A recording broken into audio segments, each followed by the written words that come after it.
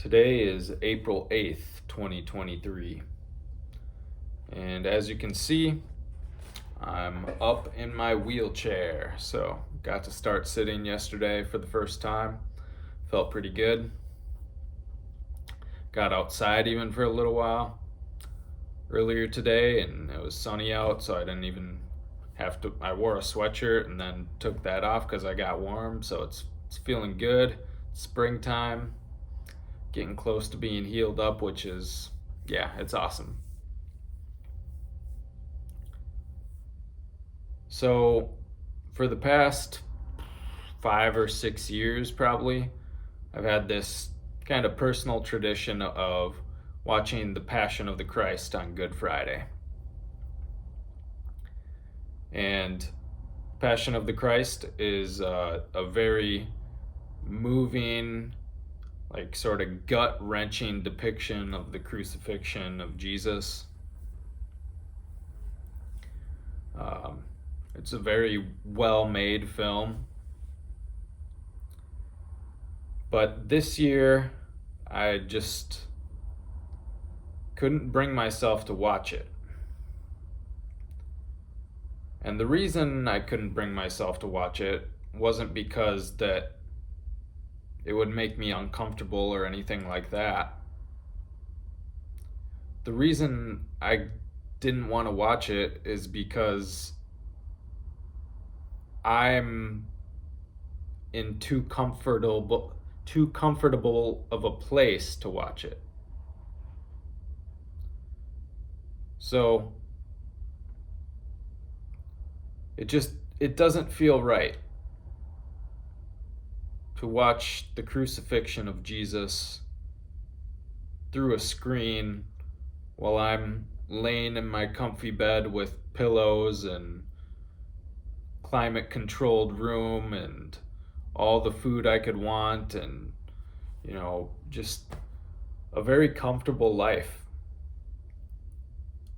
It feels very strange to watch Jesus totally lay his life down while I'm sitting here in comfort.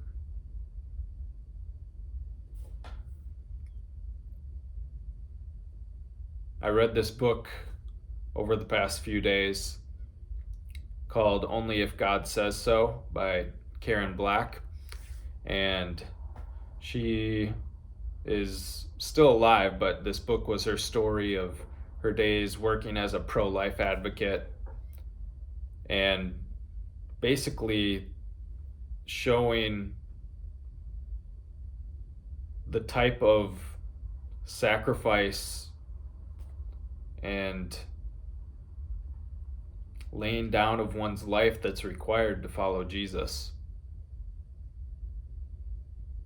She was arrested, beaten, mocked. She had death threats from the mafia. It's really an incredible story. I encourage you to go read it if you have a chance. But just looking at this story of someone with such just a humble obedience to God. She wasn't a super gifted woman or anything like that. She was just, kind of a normal, average person. You would never expect to do such great things, but because she had faith in God, he used her for really great things. And there's just countless miraculous stories in this book that are just mind-blowing. And as I read it, I was like, yeah, that's what Christianity is supposed to be. Living in America, we have a lot of comfort.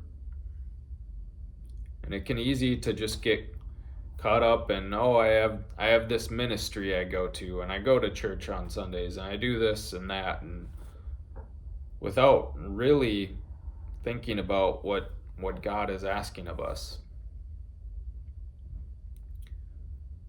And even in my own life, I just feel like I haven't laid down my life the way I should be laying it down, or utilizing the full potential of what God has given me.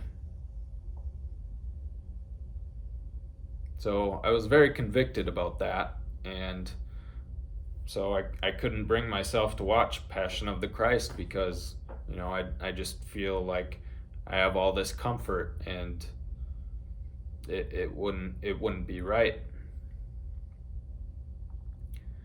And then tonight, I'm a big hockey fan. I've played hockey growing up. My whole family was super involved with hockey, and I went to the U of M, and the Gophers were always, my favorite hockey team growing up, in college teams at least, and they were in the national championship game tonight.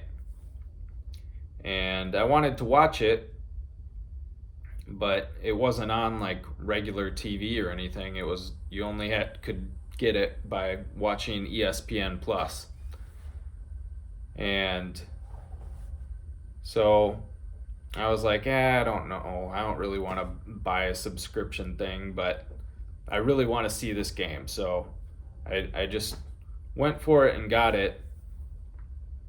And immediately afterwards, I kind of regretted the decision because ESPN is now owned by Disney, and I disagree with a ton of the things Disney is doing, what they're putting out there.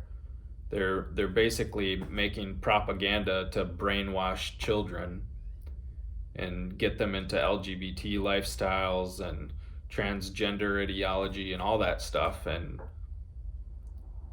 I just felt like I sold out. Like I gave my money to Disney so I could have a little bit of entertainment.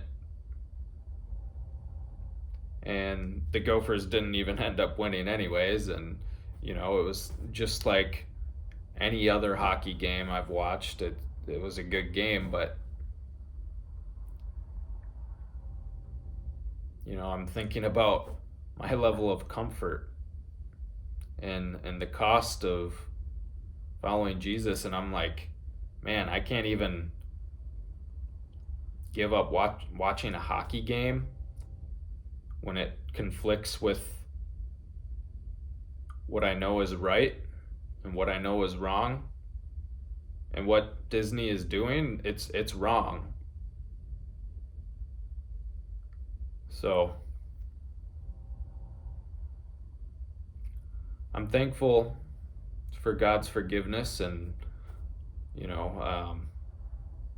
I hopefully won't make mistakes like that again. It's probably not a major deal, but it's just the fact that I'm seeing people who truly give up everything to follow Christ and do what's right, and how God uses them. And I struggle sometimes even with just little things.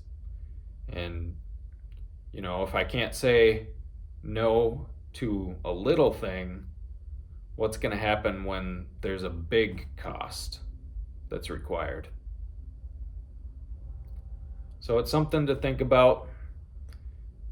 I'm thankful for what Jesus did on the cross, because he's paid for my sins and for anyone who trusts in him. And I'll gladly celebrate his resurrection, thankful for his forgiveness. That's all I've got for tonight. Peace.